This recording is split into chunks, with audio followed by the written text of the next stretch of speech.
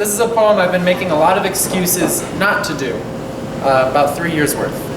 We're so excited. You're introducing yourself to your parents' expectations. I'm going to the movies. You get lost in the hallway of your hometowns and seduce your way into a mansion. His name is irrelevant. 2. You are learning responsibility is only being where you said you would be. You're a veteran now. He skateboards up in his over-expectant youth. He tells you this is his first time. You hear your own awkwardness in his words. 3. You still have not filled the space in your character. He is an impressment of adulthood you blindly had. No one's asked questions. Sometimes you wish they had. But the sunrise went without explanation. You crawl into your father's Jeep and drive yourself home, too tired to outrun your wandering thoughts. 4. You lie to your parents' neglect. He is your boyfriend of 6 days. A boy you have no problem claiming as your own until you become disinterested. 5. You're not sure of who you are. Ode to the boy whose innocence was a glass of milk I wasn't responsible enough to keep upright, which is to say, I am spilt milk and crying about it, or fucking about it. 5 expects nothing but the delivery man I avoid on my way out. 6.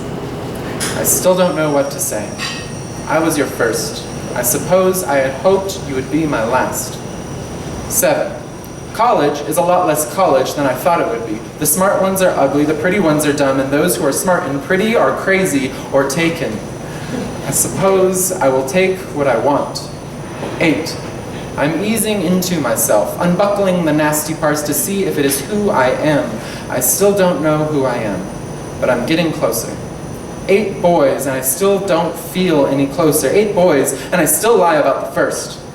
The psychologist doing my intake asks me of any trauma, and I think of 0. He is 0 because he will never amount to anything in my life. He is the foundation of a pile of burning tires. Left up to me, he would die of cancer or be burnt alive. He is dating my cousin.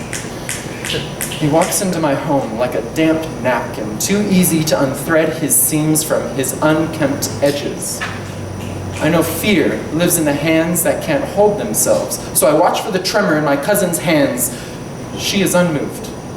I hear red each of the 5 times he speaks and smell death upon his image. He holds my baby brother for a moment when my eyes are incendiary.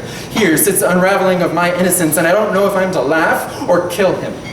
I feel like a guardian who fucked up and let a wolf sneak into the nursery of a lamb. I watch shadows of apathetic disappointment cross his brow. I speak of my time at college, my plans for law school, my involvement in leadership roles. I make small talk that makes him smaller. Life is a cruel wrench, and karma needs not you to believe in it. All this contempt. I still don't know his name.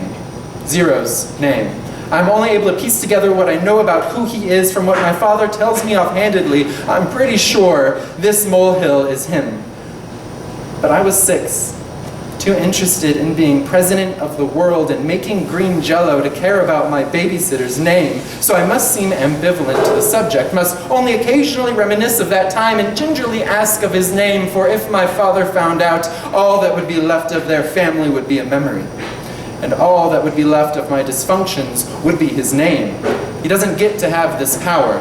He will never take from me that which I will only allow myself to give. There is no victory in abuse.